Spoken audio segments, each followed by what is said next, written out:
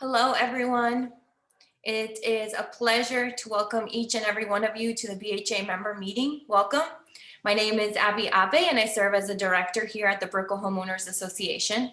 And I'm thrilled to see so many neighbors being a part of such an important meeting. To become a little bit more acquainted with each other, I encourage you to submit in the chat where you're calling from. I'm calling from downtown Miami. And also submit any questions that you may have in the chat section. We'll try to get to them all. A lot of you have already submitted your questions, so we do hope to answer each and every one of them. Before we get into the fun details, I'm going to send it over to Mr. Jay Solowski to give us a welcome and introduction. Well, good afternoon. My name is Jay Solowski. I'm the Vice President of the Brickell Homeowners Association, and I welcome you all to the Brickell Homeowners Community Meeting. As you know, the BHA is dedicated to improving the quality of life for Brickell residents, and community meetings such as this provide a platform for you, the residents, to share your voices and concerns. We're very fortunate today because we have present with us City of Miami Police Commander Fabria Ellington, Miami-Dade County Commissioner Eileen Higgins, City of Miami Commissioner Ken Russell, all here all ready to work with us to address our concerns, to address our questions. But first, obviously, we've come through a very difficult year, and we are very thankful that our elected officials, Commissioner Higgins and Commissioner Russell, have been so responsive to us over the course of the past year in dealing with and attempting to address all our concerns. That being said, I'm going to turn it back over to Abby to start the forum. Abby? There we go. Thank you, Jay. Just so that everyone knows how we are moving forward, we're going to start off with Commissioner Higgins, followed by Commissioner Russell, then with Ms. Fabria Ellington, and then Masi from the underline is going to give us an update. We have some questions that have already been submitted, so we're going to address those first. However, if a question that you submitted is not addressed, feel free to enter it into the comments section. We'll try to get to it, and if we don't, we will certainly follow up with each and every one of you. So, Commissioner Higgins, welcome. How are you? Let me unmute myself. I'm good. How's everybody? Good. I'm pretending to be by the bay with my background, but I'm actually in the office with my mask. So, well, wishful thinking. Wishful thinking. How's everybody? It's great to be here. I think this is the first time we've seen each other since we did our little walkthrough, which was fun. It was a beautiful day, and it's kind of nice to do some outside meetings. And I see a couple people that were with us. I appreciate the fact that you took me, you took Nancy, and we actually brought Leah, who you probably know from the city side, who's now on the county side with us, just to kind of make sure that if there's anything we needed to follow up with from our public works department, that we'd have an administrative person, not just folks from the elected offices there. And I'll let Nancy kind of give you an update, but a few things we can fix quickly. Like one, thank you very much. We had a pothole. That was the City of Miami, and Nancy is trying to track down a couple of crappy, it's the story of our lives, the horrible 5G installations, but Nancy is going to try to get the one fixed. She's already talked to the companies, the one in front of Presbyterian Church.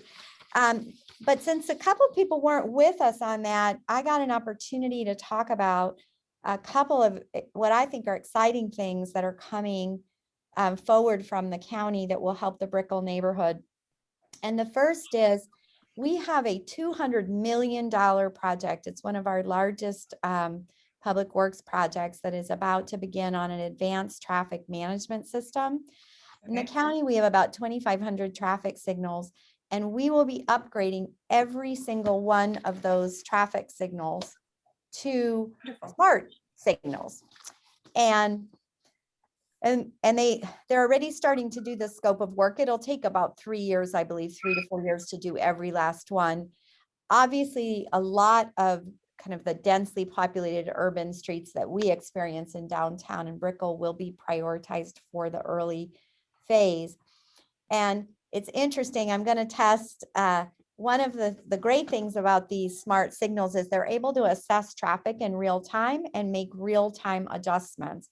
And in speaking with the company, for example, we're never going to get rid of the problem as much as we'd like to of the Brickell Bridge, but we will be able to work on the Brickell Bridge, because if it's up, they have the ability to work with this traffic signal to try to keep east-west traffic moving.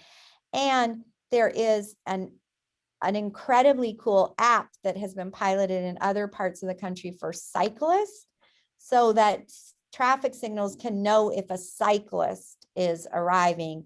And I'm in the middle of picking an intersection. I'm going to do that in Miami Beach because they have a lot more cyclists over there. And we're going to test it out next month just to see how that goes, do a little test and learn and find out how we can do that. So I think that's exciting, as much as it might take a little while to get it all installed. It's going to help get our cars moving faster and our pedestrians and cyclists moving more safely. On the county side, we just got the new, as you probably know, we have a new mayor and quite a few new commissioners. So we have a new committee structure. And I got appointed to be the chair of transportation and mobility. So I'm very excited about that. And we have our first meeting next week. And my goals are pretty simple. We're going to get as many of the smart corridors en route as possible. The South Dade corridor, we finalized everything literally, when was commissioned? Yesterday, day before yesterday. We'll be breaking ground on the South Dade corridor this month. We have an east-west corridor that starts way out in Tamiami that'll connect to downtown. And we're in the middle of doing the studies to submit for federal funding in August. And of course, on the things that are a little closer to home for us here, the beach corridor connecting the Metro Mover with a new station. So we could take the mover to the new station and then take an elevated either mover or monorail to Miami Beach as part of the system. Those negotiations are ongoing and the engineering studies are already happening. So there's a lot going on in transportation that is, in my opinion, very exciting. And I'm really honored to be the chair. So you'll be hearing probably more than you want about the transportation things. The downtown bike network is, we should be able to have all our permits and be ready to break ground on that in by the end of February, maybe March 15th. And so that will begin to connect some streets in downtown over to the Venetian Causeway, where I finally, a lot of grandstanding. We're going to be able to put some little armadillos along those Venetian Causeway bike lanes to, oops, sorry, I forgot to turn this off. Sorry about that. So those will be going in the coming months. So it's exciting. We're getting, in my opinion, getting to work on a few things that really matter to us. I think you all know the county approved everything that needs to be done for the South Side Middle School expansion, and the lot next to it is going to be workforce housing. So this is an exciting project because it's solving two of our problems in one piece of property. We continue to struggle, in my opinion, to get enough school seats for folks in the urban core. And at least this provides part of a solution at the middle school level. And we also need workforce housing near transit. So the county is going to be constructing a brand new building next to the school, and they'll be sharing a parking lot. So that's another great thing, where rather than building two parking facilities, we're doing that all in one space. So a few things. And then last but not least, and you guys can ask me whatever else you're interested in, but the city of Miami, thank you. Commissioner Russell was in the lead on that. City of Miami passed a fertilizer ordinance. And then I just worked with City of Miami Beach to pass one there, but we don't have one in the entire county. And that is coming to committee in March. And I presume we will have good support for that. And that will begin, our slow but sure public opinion has finally turned. And we're starting to be able to actually get yes votes from all over the county on the policies we need to stop polluting the bay. And fertilizer is one of the 4 contributors to our poor bay health and our poor seagrass health and our fish kills. So that's another one that I'm working on. Anyway, I'm happy to answer any questions, but those are some of the things I thought you might be interested in. Wonderful. Thank you, Ms. Higgins. Now, that plan for the cross lights, does that also include the issues that we're seeing over by the icon? That is going to be that'll have to be a structural redesign. And I think, Nancy, do you have an update? I think Nancy's made some phone calls.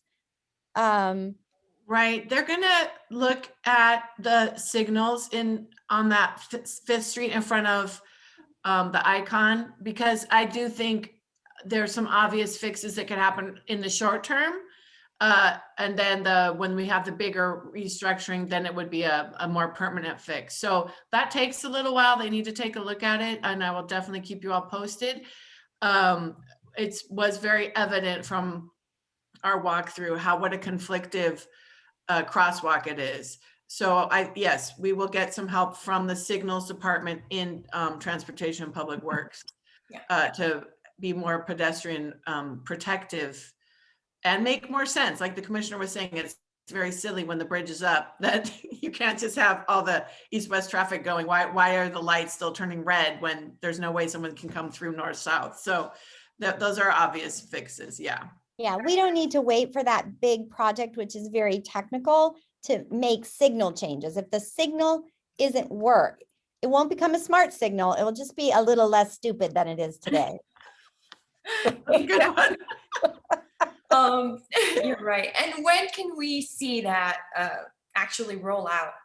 Nancy will get you an update on that. She's already talked to TPW, and they don't have 1,000 people on the signals team, but they do go out. We just had one fixed in Miami Beach that was a big old mess, and he went out and took a look at that and got that reprogrammed.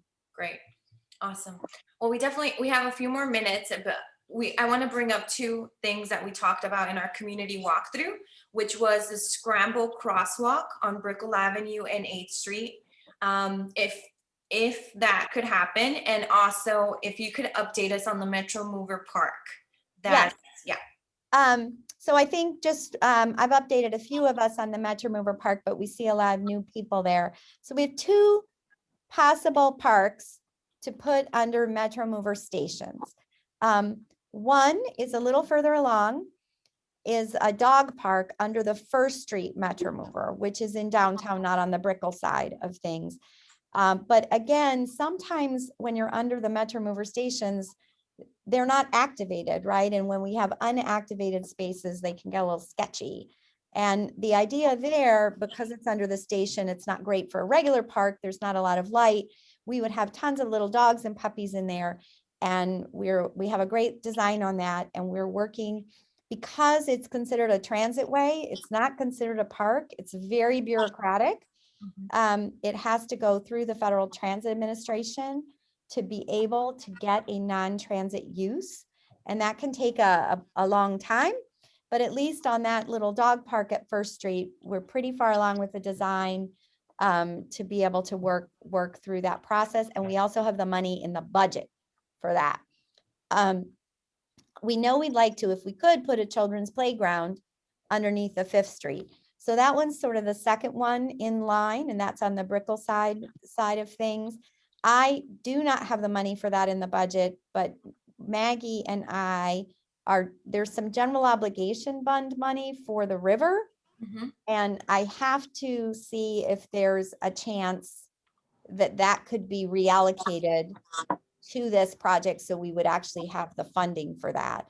And then once that goes in, we go through the same process with the Federal Transit Administration, which quite frankly is very backed up. They have not been as adaptable to figuring out how to do so many things in COVID. And I think, I don't know, maybe in part they're in Atlanta, but in part they tend to do a lot of things in person on the sites. And obviously we've not been able to fly around back and forth to Atlanta. So both of those are advancing. They're just not going to be the fastest thing you'll ever want. But as with everything, if we don't get started, we're never going to get there. And you asked me something else and I forgot it, Abby. There's a second thing. I was mentioning about the scramble crosswalk. Yes. So that it's interesting. We've talked to the new mayor, and as I think you all know, I passed legislation basically saying that DTPW, our Public Works Department, needs to do a better job at marking these things, because we have a great scramble crosswalk, but nobody knows about it. And I've met with our new chief operations officer, and our mayor, if anyone watched her state of the county address, she is already having what they're calling a pedestrian and cycling master plan. And that is supposed to be rolling out in the next 6 months for approval, and scramble crosswalks, which could be that one, but it could be others, because I think we have other intersections that also could use that. And how do we mark them, and how do we educate people that they're there? How do we educate drivers that they're there? How do we educate pedestrians that they are there? So little by little, we'll have a change of the guards from the people that only cared about cars. You should be really happy to know that Mayor Levine Cava hired Jimmy Morales, who to be the chief operating officer, and transportation reports to him. And he was the city manager in Miami Beach, and was there while Miami Beach went and did their mobility master plan, which is pedestrians first, cyclists second, transit third, cars fourth. And so I think we just, our new mayor has made it very clear that her direction, of course we have to move cars. We know that, right? But we can't just move cars. We have to move people too. And we have to innovate in all kinds of ways. So it's another one of those things that takes time and money, but we'll get there. Great. Awesome. Jay, you had a question for Ms. Higgins? Yes, I do. Commissioner, you would briefly, just in answering a question, mention COVID. And that's a obviously very important subject. With regard to that, as we're starting to see hospitalizations go down, numbers go down, deaths go down, what is the county mayor's plan to reduce or roll back curfews, which are materially affecting businesses, many of them in the Brickell area? You'll have to ask her that question. I believe we will have a discussion about that at the next, I think it's on the next commission meeting agenda. And I think she is open-minded about it. I'm not convinced you will get, until spring break is over, given some of the issues we've had with violence, I doubt you're going to see that roll back until the spring break travel season is over. Okay. But I can't speak for her. Thank you. Thank you. And last thing before we move forward with Mr. Russell, speaking of growth, we know that there's a lot of families here in the urban core. I have 2 children myself, and education is very important to us. So we would like to request a meeting between the county, the city, and the school district to talk through the plans of Southside Preparatory Upper School model throughout the urban core, and how we can expand education schools to our urban core. So could you help us and assist us with that meeting? I'm not positive. We can try. Okay. Okay. What would be the holdup? What would you The say? school board is, the school system is the holdback. It's been the holdback the whole time, as we all know. Like let's not mix words here, right? Yeah. They have not been polite for years about what, schools capacity. I'm happy to try. Does that make sense? Yeah, absolutely. But I have no authority over them. Our mayor has no authority over them. Commissioner Russell has no authority over the city. I mean, they are their own government fundamentally. And it doesn't mean we can't try and convene a meeting. But as you all know, I'm working on a project. We'll be inviting everybody to kind of come to the public meetings, which will be in March, around the visioning for Government Center, and where I have made it a priority that some school space will be available. And whether that ends up being a public school or whether that ends up being a public charter, it's probably going to be a public charter. So Right. we'll, but I'm happy to try, Okay. but again, they're their own, Right. they're We their might, own cup of tea. We might need some added pressure from Twitter to see if we could get his attention.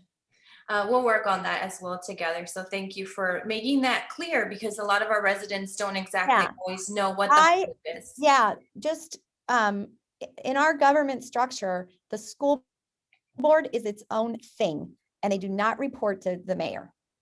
And as a result, they run their own, I mean, we call it the school board, but fundamentally it's their own commission. They have their own budget, they have their own taxing district. And I'm not saying that we can't be voices of reason and help, but but it's not been easy, as you know, because we've been working on this for long before I was on the commission. I've been working on this. Yeah, thank you for clarifying that. I appreciate your time. Thank you for joining us. Sure. We're gonna go ahead and get moving with Commissioner Russell. Commissioner Russell, welcome. I hope you're enjoying your pizza. I'm very glad to join this lunch edition of the BHA board. Thank you very much for having me, and thank you, Commissioner Higgins, for the update. It's good to see you all. Good to see you. I've got a few things to cover, scooters and sidewalks in particular. If there's any other things you'd like to add that you'd like me to cover, please go ahead and bring it up. On the issue of scooters, we are still in a prohibition period for scooters, which I had requested from the manager. There was too much clutter and too much danger and underage riding going on. The manager agreed and shut the program down through the Public Works Department until we could address that. Since then, there are 7 companies that are waiting and asking what they need to do to be able to operate safely and orderly on our streets. And so our department has come up with a laundry list of new regulations that they need to comply with in order to function on the streets. I'll go through a couple of those with you right now. And so as they comply with those, they'll be allowed to come back and we'll test it. We'll continue with a pilot. We will not issue an RFP for a permanent version until we know it's working. The first major change is that as scooter companies drop off their scooters any given day, no company can put more than 4 scooters on a given linear block. And that's it. None of this, 30 scooters in a row of one brand that you see. And that's for a full linear block, including the corners on one side. And so that's a good start. And so the IDs system, all companies will have to erase their entire database of IDs and start from scratch and recheck every user to make sure they're over 18 years of age. They have to scan and submit their ID, and then a third-party company verifies that for them. And then from that point on, they'll be doing a spot checking. I believe it's every 10th ride, and the system will be spot checked for ID throughout, and it'll ask the user to re-show their ID to make sure. Only 1 scooter per account at a time can be used. What we found was people were doing group rides where one person will get the account who is over 18, unlock 10 scooters for their 12-year-old friends, and off they go on a joyride. Totally illegal. So that's no longer allowed by technology. That's one account, 1 ride at a time.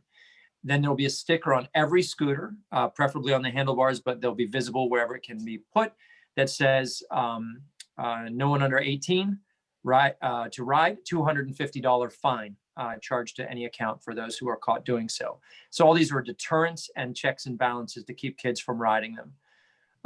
The scooters will shut off in accordance with the curfew. So if the county curfew is at midnight, the scooters will stop being used at midnight. We're going to re-up the operation zones so that there are geotagging and geofencing of where they will not be allowed and where certain speed limits will be implemented.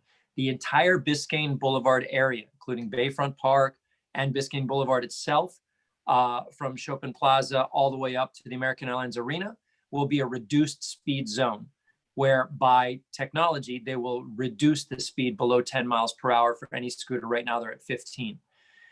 They pushed back on going below 7 or 8 miles an hour because they said it's actually hard to balance on the scooter below a certain speed, and it could be even more dangerous. So we're going to test it at the 10.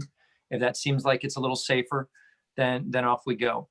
And of course, the money that's been generated, the $1 million so far, is all going into a cooperative program with the county to implement the new bike lane infrastructure in downtown, so that will hopefully alleviate some of the sidewalk riding, et cetera.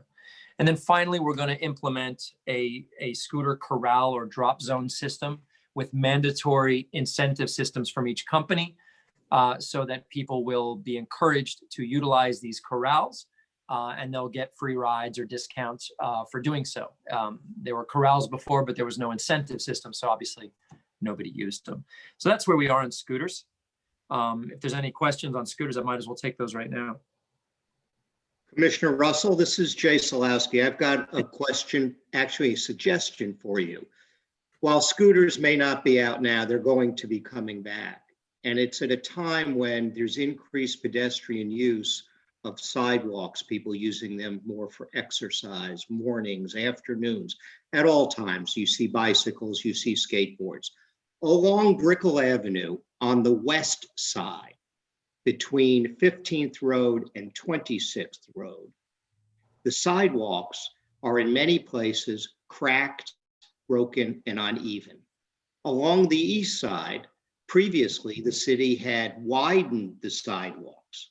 If you were to consider widening the sidewalks, you've got to repave them anyway on the west side.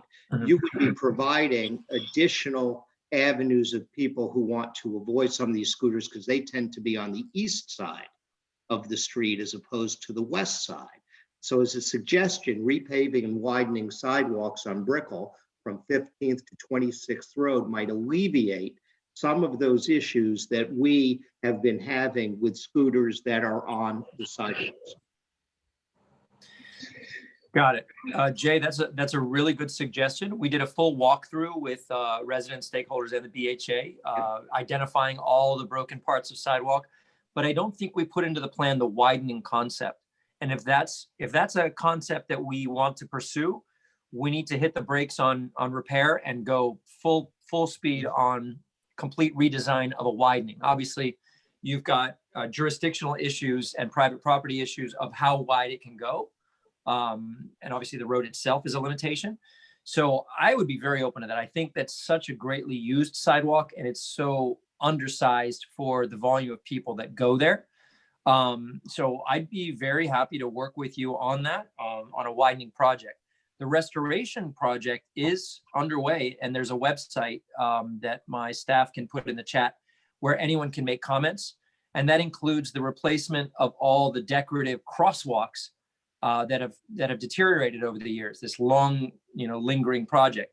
So now it's rolling. And what I had asked for them, and we did this on the walkthrough, is to present the BHA with some choices of what those decorative crosswalks could look like. It'll not be a design what is there now. Clearly that veneer is what is flaked off. It would be a full new proper paver system put in, but what that pattern and color looks like, I really wanted the neighborhood to have some input. You'll see on the website that I don't know if Danny's put the link up yet, but on the website, the Office of Capital Improvements has recommended a red brick paver. These are concrete pavers and they're in the reddish pinkish tone that they've done in other parts of the city and they've weathered successfully and people have enjoyed them.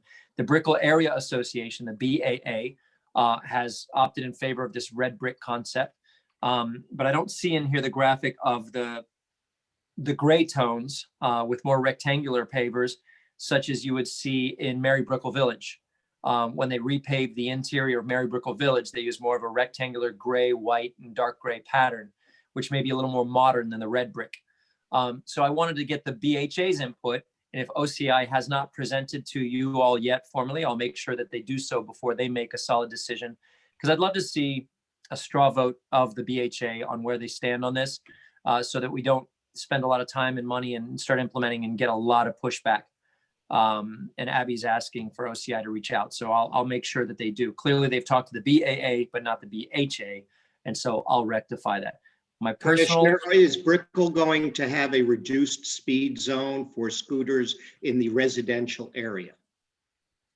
we don't currently have that in blocked off, but we can. The requests we received so far were for that downtown area of Biscayne Boulevard. You'd like to see a reduced speed zone on within, are we talking between, what, give me some parameters. Brickell Ave? Brickell Ave, somewhere again, same parameters by the church on 15th up to perhaps 26th. Down to 26, so heading Down to towards, 26th. so the residential area. I think that's a That's great right. idea, and the sidewalks are narrow, as you said there, so Danny's on the chat, so I'll have him take a note right now to talk to Public Works. That would be about implementing that there as well. Just see if they can do that, because you're absolutely right. That's a narrow sidewalk, and if they're not in the street, they'll be too fast on the sidewalk. Commissioner Russell, who will be enforcing the scooters, enforcing and policing the scooters? Got it. So we have the MPA, the police, and residents as well, all can report scooters that are left in the wrong place. The speeding, however, is not going to be a choice for the rider. It's going to be technologically limited so that when you're within a certain zone, the scooter can only max out at that speed. So What it shouldn't. speed? What is the speed? The current limit is at 15 miles an hour citywide, and in these limited zones, we're going to bring it down to under 10. Okay. And for those of us who don't know, what is the NPA? The Miami Parking Authority has the army of people that normally give out parking tickets. We've also deployed them to be enforcement for scooters because they're already everywhere. They have trucks to pick up scooters that aren't where they should be. And every time the MPA picks up a scooter, they charge the companies $25 a scooter for each pickup. So if they leave someone, even if a resident, if a user leaves it in ADA access, blocking the sidewalk, blocking a restaurant, laying on its side, the MPA can pick it up, store it so it's not cluttering the sidewalk, and they're incentivized to do so financially. Okay.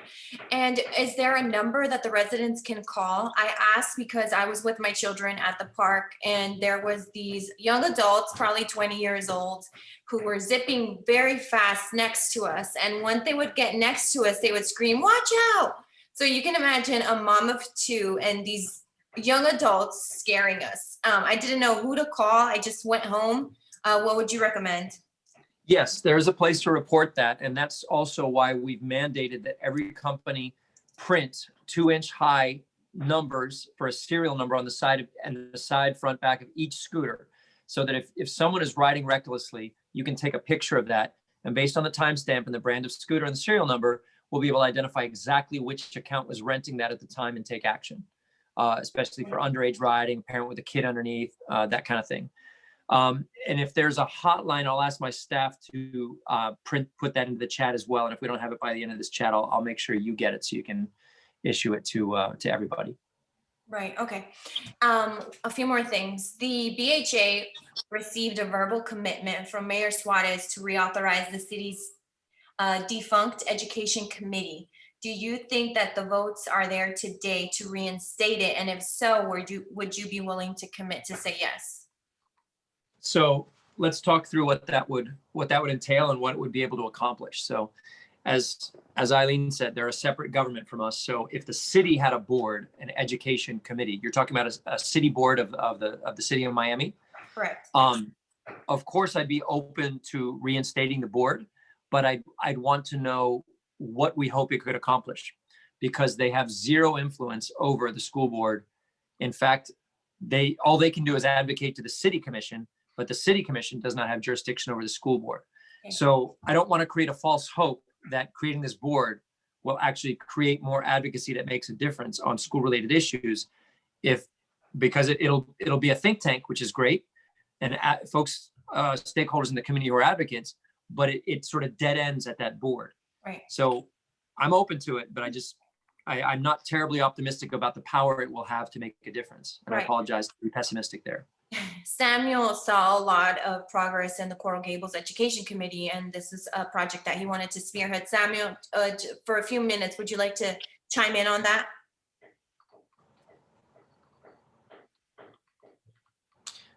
Sorry about that. Yes. Can you hear me? Yes. we can Yes. hear you. Hey, thank you, Abby. Look, Commissioner Russell, I don't have to tell you, look at Miami Beach, look at the city of Coral Gables, look at Doral, look at all the municipalities that have high quality educational institutions. They all have very strong education committees. And you're right, they don't make policy, but they give you, as the politician, the force you need of the people's voice to push the policies you need to get done. As we told the mayor, and he admitted this at the education forum, in order to be the next Silicon Valley, we have to have the infrastructure in the city of Miami to host all these high-tech dreams. And right now, they're not there. And the only way to get there is to get the infrastructure in and to work together to do it. Because you're right, you're separate entities, but you rely on each other for success. So in order to do that, you got to talk to each other. And right now, you don't even have a committee talking. Okay. Wonderful. Thank you, Sam. I appreciate that insight. I think Commissioner Russell would agree as well. Commissioner Russell, before we finish up, we have a few more minutes. 2 issues we'd like to talk to you about. When can we see the park at the end of 25th Road become an open play space? I know you mentioned that it was something that the city manager could easily do, so we wanted to follow up with that. And the second thing, we know that it is your vision to have the Baywalk be accessible to everybody. And unfortunately, the business Riverside has opened up the Baywalk. However, they have a security guard there that doesn't allow residents to walk upon the Baywalk. Our good friend Elena unfortunately was blocked from entering the Baywalk just this past weekend.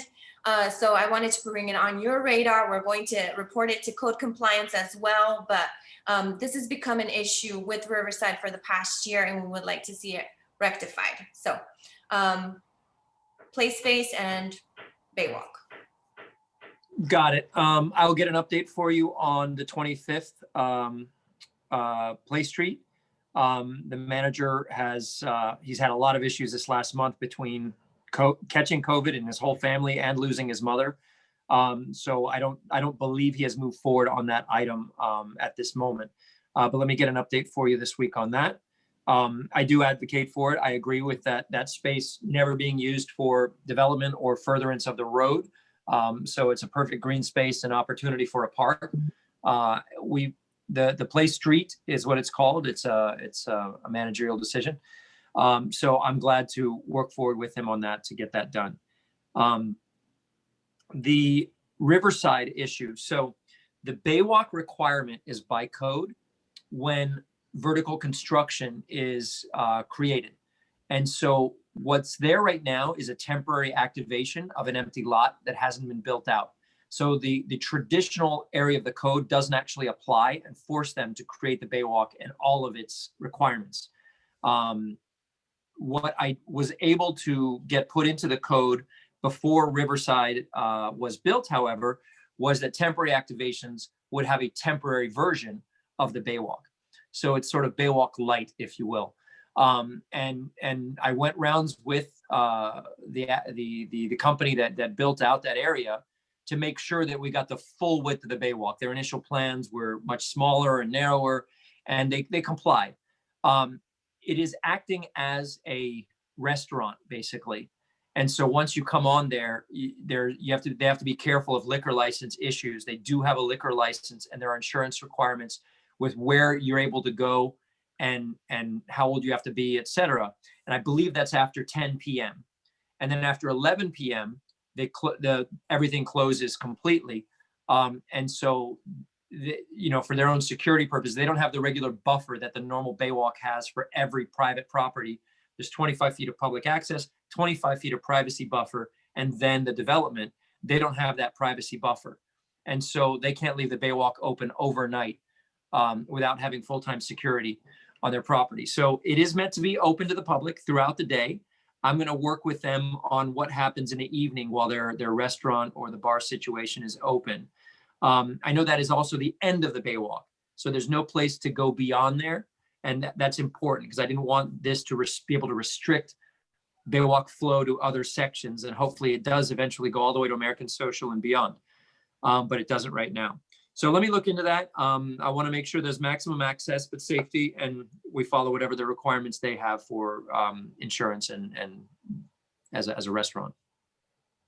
Okay, and last thing for you.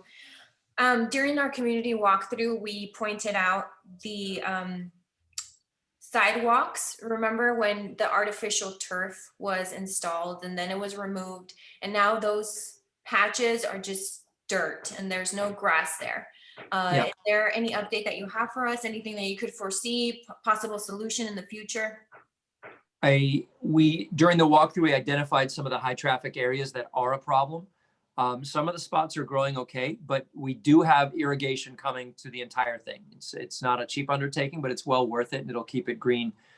So I'm just waiting for Public Works to finalize all of that and get it implemented. So the grass that was planted there is sort of the patch between now and then. They should be replacing the turf and watering it as it gets worn out, even while we wait though for that. So that's a Public Works issue, and Danny here will take note of that and we'll follow up with them and make sure that they patch in any patches and get an update on the timing and budget for the full irrigation system. Yes, Robert, Abby? go ahead. Commissioner, we have property in that stretch between 15th and 25th on the west side of the street. And I've been in touch with Public Works on several occasions about the grass. And first of all, they have refused to replace dead grass. I've spoken to them several times, number one. Number two, they've talked about irrigation for a very long time and never will commit to a timeline on that. And so whatever grass, so we have to have it manually watered. We even offered once upon a time to extend irrigation under the sidewalk, but they wouldn't permit that either. I mean, what you're saying to us and what they've said to me are very, very different. And in fact, when I talked with them about replacing with grass, the only suggestion they came up with is that they would replace it with the kind of grass you see on the side of the expressway, which is not St. Augustine grass, which is what they planted in the first place. So, you know, perhaps you can convince them to communicate with me. We have 600 feet of frontage there and the grass looks terrible. We've replaced it ourselves several times. We manually water it. I mean, it's a joke. And we found zero cooperation on that. I'm glad you're bringing this to my attention because that's not my understanding, and to know that's the feedback you're getting. I'd like to find out who gave you that information specifically so I can follow up with the director of the department and the city manager to make sure that what is our responsibility is being replaced, and that it's being replaced with the proper grass. I mean, for them to say they're going to use, you know, the FDOT weeds basically doesn't work. It's St. Augustine that's there now. That's what should be replaced with. It's whatever they put in there. But of course, as you say, irrigation is the answer. It's always been the answer. But I mean, I've been complaining about it for years.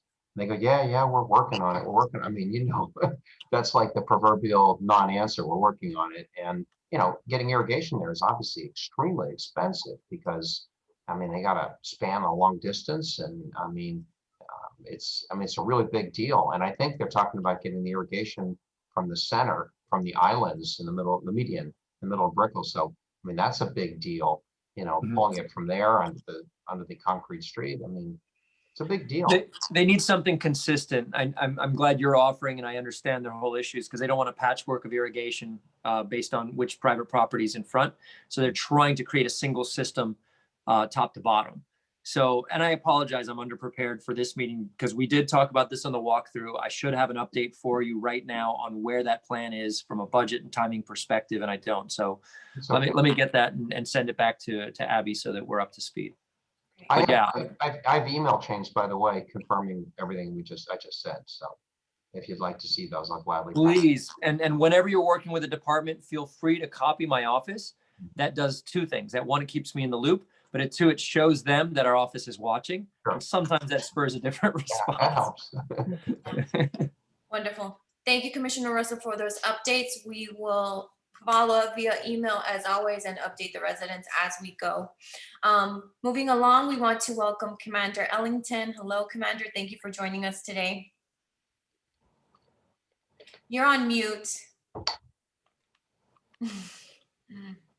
Can you hear me now? Yes, we can hear you now.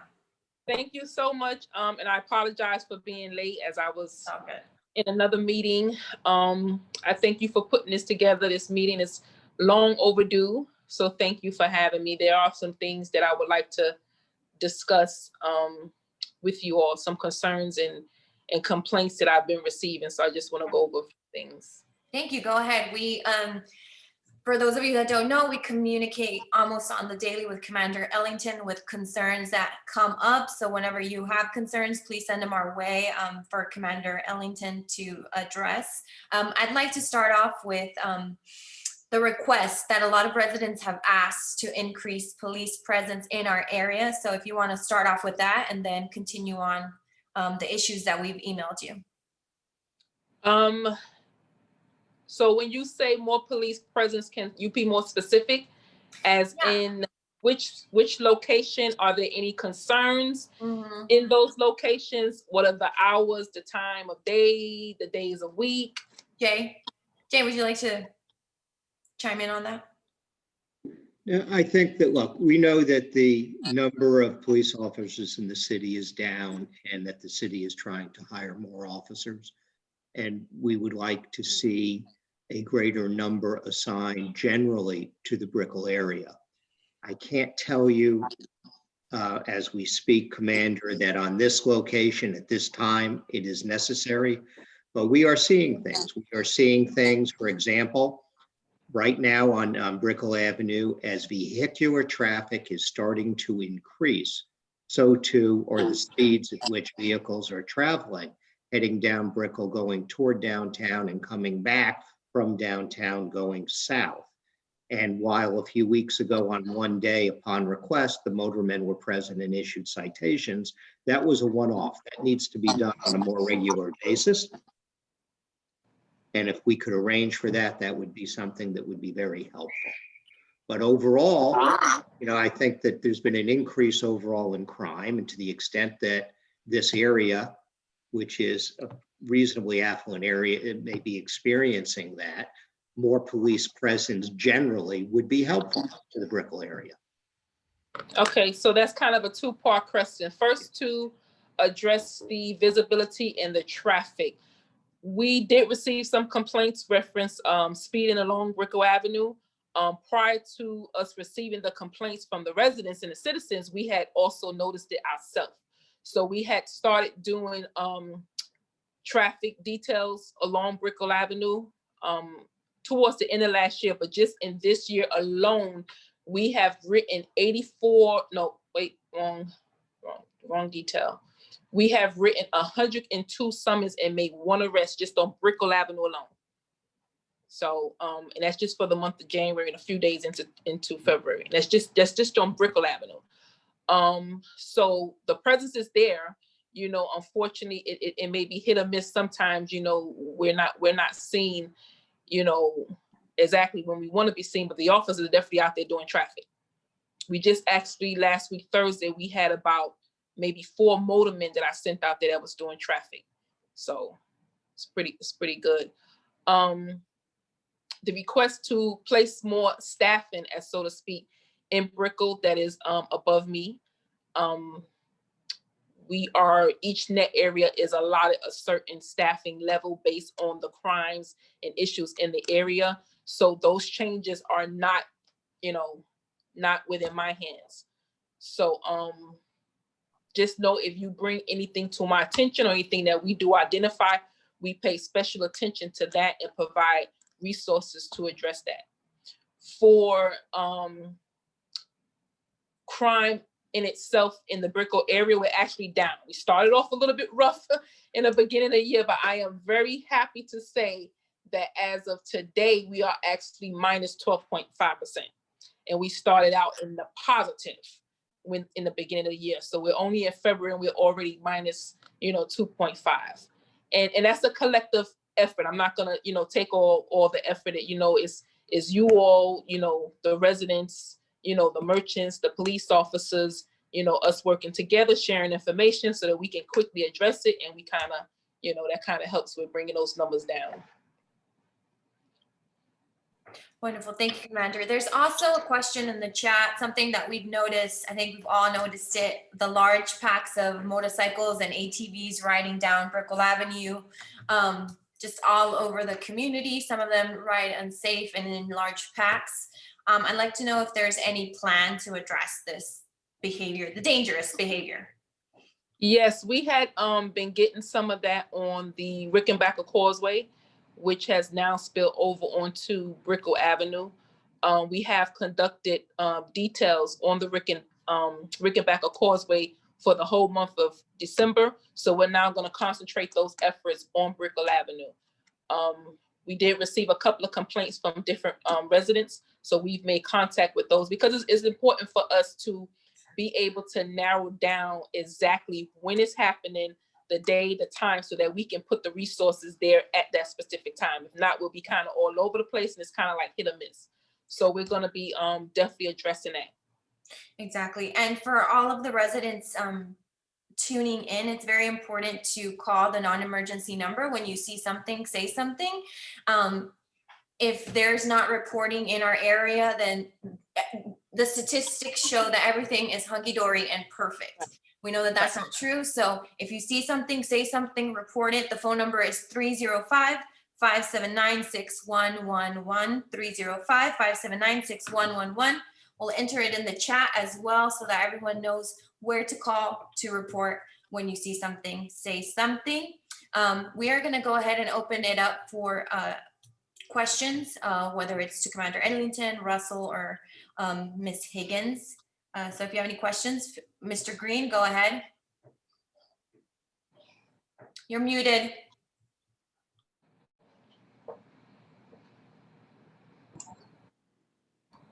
Hi, can you hear me now? Yes, since I complained a moment ago about the grass on the median next to the sidewalk, I want to do the opposite here. I want to really do a shout out to Commander Ellington. We had a little issue and she was all over it, and she was as responsive as I could ever ask, and great follow through. And I just want to say thank you. I'm Robert Green. I don't know if you remember me. We're all over the issue, and you followed through, and I'm very appreciative. You're very welcome. You're very welcome. And I try to be as responsive and quick at addressing any issue there is. So always send them to me. I have a great team. I don't take all the credit. My team is amazing. Abby will tell you. So we try to do our best. Thank you. Yeah. Absolutely. Go ahead, Mr. Luchterhand. Thank you. Hi, this is for Commissioner Russell. Commissioner, I think a couple things could be solved in terms of Robert Green's concern regarding the non-growing of grass. If you were to actually go forward with the west side of Brickell and actually pave it over like the east side, that would eliminate that problem altogether. So so the recommendation would be to eliminate the green pieces and just make a wider sidewalk.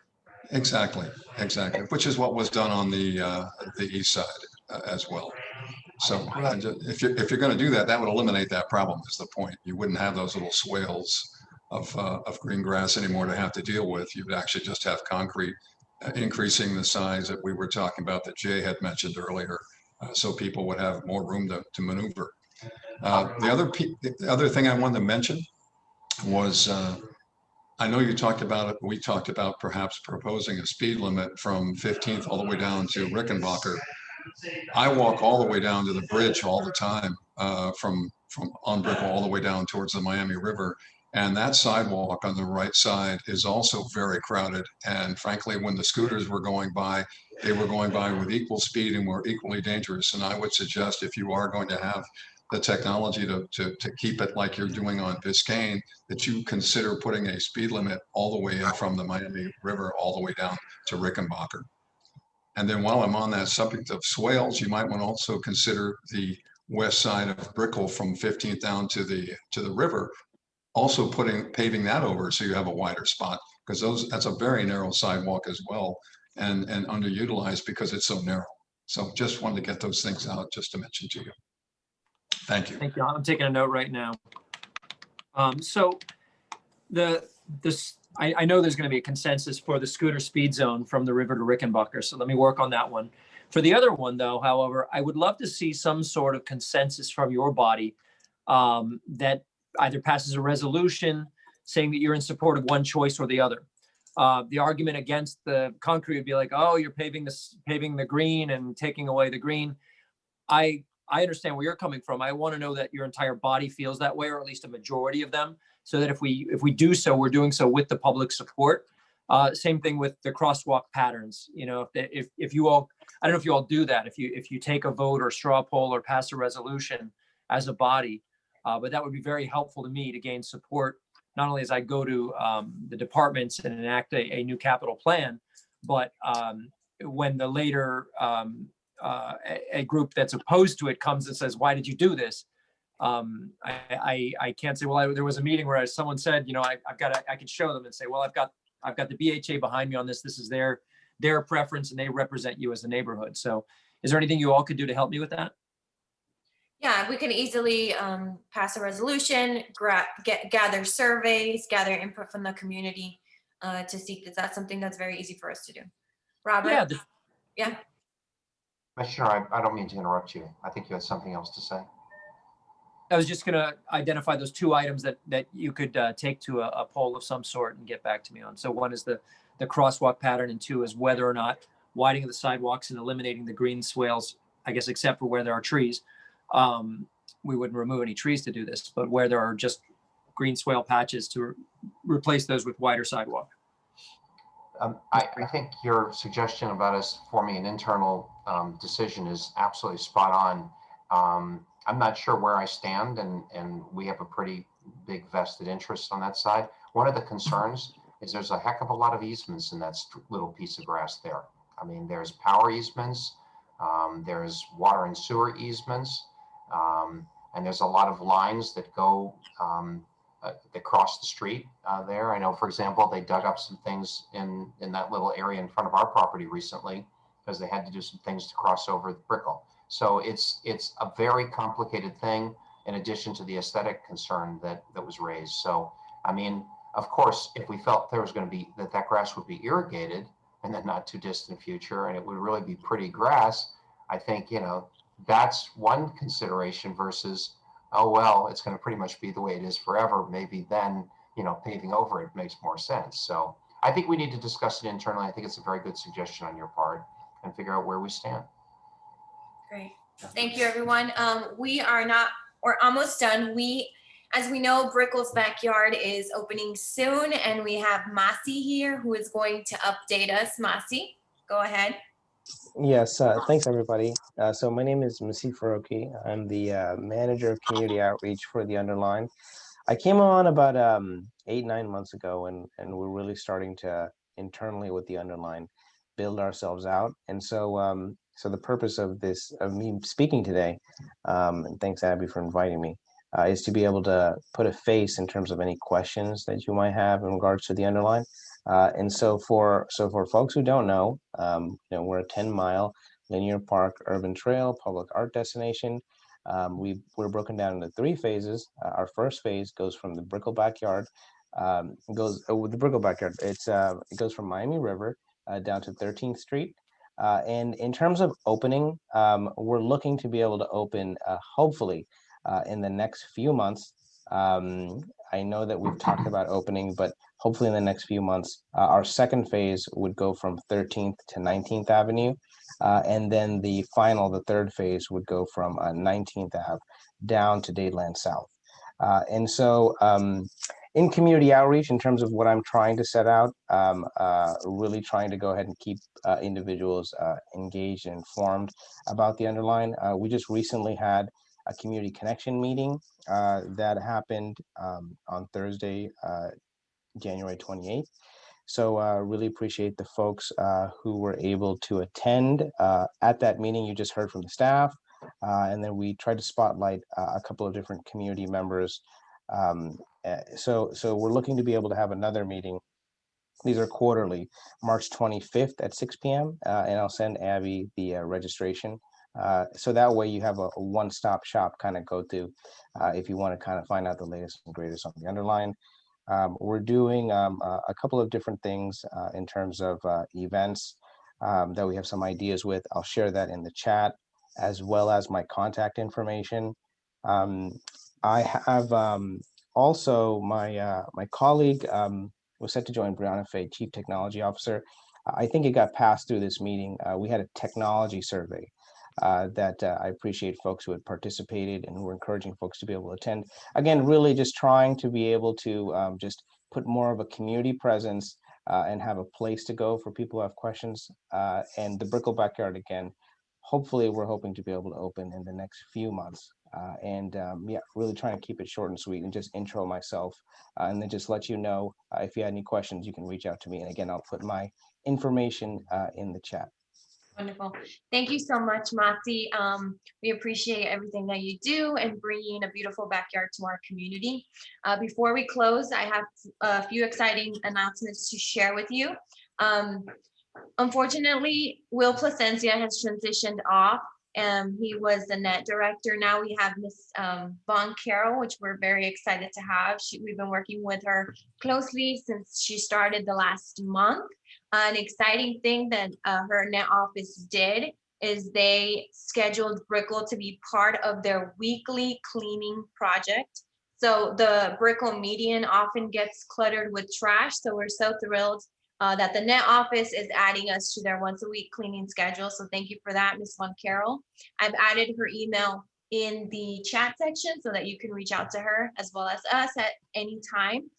Also, we're thrilled that the downtown DDA has expanded services into Brickell. They hired 4 new ambassadors. The ambassadors are there to help tourists. They wipe down surfaces, and they are just there to make the community better. So if you have any questions about them, feel free to ask them. They're very friendly. They'll give you a mask, hand sanitizer, doggy bags. They're a wonderful asset to our community. Just this month, we also met with the YWCA. We are asking the YWCA to bring organized sports for children to our community. They seemed very excited, and so are we, that they would consider bringing such wonderful programs for children to our community. Masi, take note, there's tons of kids in our community, and we want sports and organized activities for them. As a mother of 2, I have an 8-year-old, very rambunctious boy. We used to do football with the police athletic league. Unfortunately, because of COVID, that has ceased, but we are very much looking for sports and to improve the quality of life for the children as well. And those are just the final announcements I have. Jay, would you like to close us off? Sure. On behalf of Brickell Homeowners Association, I want to thank Commissioner Higgins, Commissioner Russell, Commander Ellington. Your responsiveness to us in Brickell, your recognition of us as your constituents and how important we are is something that is very much appreciated by all of us residents and businesses here on Brickell, and we thank you for that. We thank you for that relationship. We also want to thank all of the participants in this forum. These are very important. We're very concerned with everyone's positions, with everyone's issues, and we want to thank you for helping us to address them. Thank you, everybody. We appreciate your time here. Hi, everybody. Thanks for getting together. Bye. Thank you. Bye. Have a good rest of the day. See ya. Bye.